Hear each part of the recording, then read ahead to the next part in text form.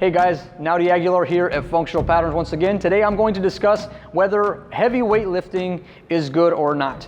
Now, to begin this video, it's very easy to take what a person says out of context. And many times when I state things or when I put things out there on Instagram or Facebook, people get really riled up and they assume, well, you know what? Since Naudi is for functionality, he can't be for heavy weightlifting. He can't be for putting high loads on a lift simply because those things have always contradicted each other. You have people that say, you know, you should lift weights for low weight, high repetitions, and then you have the high weight, low repetitions. This has kind of been the general debate. That's not what I'm trying to discuss when I discuss what I do. When I say I don't like people doing 1 rep maxes, or I don't like when people 1 rep maxes, let's say on a deadlift or a back squat, I'm saying that in relation to lifts like a deadlift or a back squat.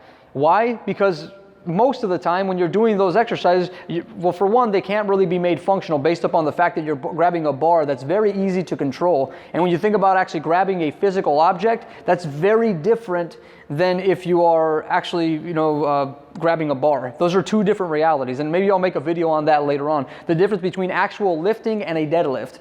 But the point is that I'm not opposed to lifting heavy. I am just concerned about the direction of where that load is going. So if all you do is back squats and you're coming down and up over and over and over again, and considering that you're also putting axial loads on your spine, never mind that, but just think that if you're constantly moving down and up and you're adding a great deal of weight onto the lift that you're doing, there are going to probably be consequences for that. And the consequence generally is going to be that there's going to be a pattern overload. Your body is going to morph itself to the sagittal plane, to that type of lift, and eventually when you try and perform other things like going on a hike, playing tennis, running, you're not going to perform all that great. You're going to perform terribly.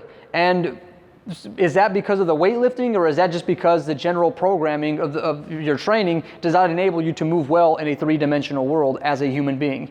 That's what I think is a bigger problem here. And what I'm trying to put forth, what I'm trying to transmute towards you guys, is that I have no problems lifting heavier weight as long as it's moving in the right directions, right? So if you think about running, the way that the arm swing happens in running, that is a parabola. It almost looks like an exponential. If you ever look at like graphs, this almost looks like an exponential kind of thing, right? Like an exponential growth curve. You kind of tend to notice that out of lots of motions in the human body. These parabolic motions are present all over the place. When your legs flex and extend, nothing truly moves horizontally. It's generally a parabola that your body's operating in. And if you lift heavy in a manner that respects this function in reality, in a 3-dimensional context, I have no problems with that. I have no problems with heavy weightlifting. I do 1 rep maxes all the time when I'm here in the gym. It just looks very different than what most people are accustomed to.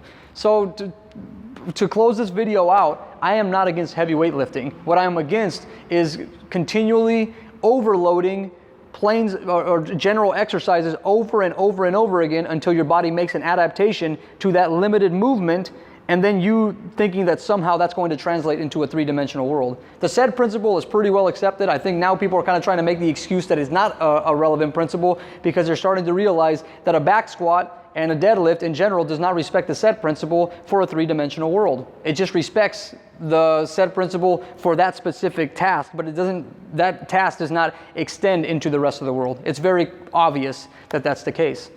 So with that said, I'm not against heavy weightlifting. I think heavy weightlifting is fine. I think it needs to happen at some point. There needs to be some kind of an overload principle on the body, or some kind of overloading on the body. It just has to be done in the correct context. I hope you guys found that video to be informative.